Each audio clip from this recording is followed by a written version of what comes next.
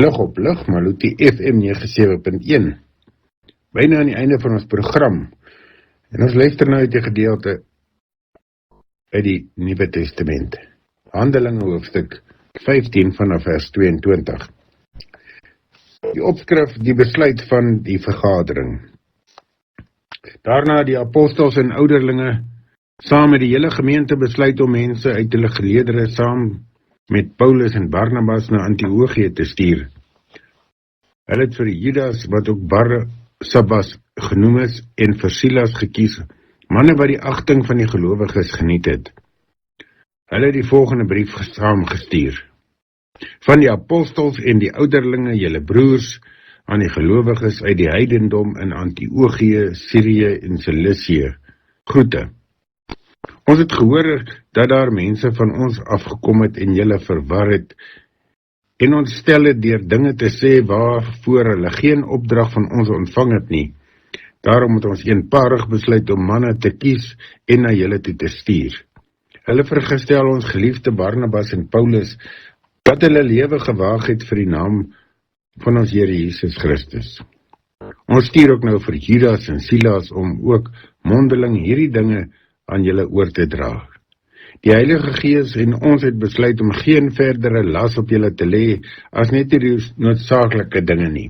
Dat julle nie vleis moet eet wat aan afgod geoffer is nie, en ook nie die bloed nie, en ook geen dier wat verwrig is nie, en dat julle onsedelikheid moet vermy. As julle van hierdie dinge weerhou, doen julle reg. Hartlike groete. Die afgevaardiges het afskeid geneem en na Antiochië toe gegaan. Daar het hulle al die gelowiges by mekaar laat kom en die brief oorhandig. Die gelowiges het dit gelees en was baie bly oor die bemoedigende boodskap. Judas en Silas, wat self ook profete was, het lank met die gelowiges gepraat en hulle bemoedig en geestelik versterk. Nadat Judas en Silas geruime tyd daar gebly het, het hulle teruggegaan en die groete van die gelowiges oorgedra aan die wat hulle afgevaardig het.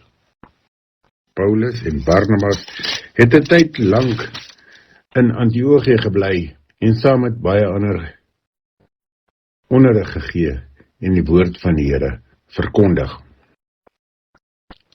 Dit is dan Handelinge 15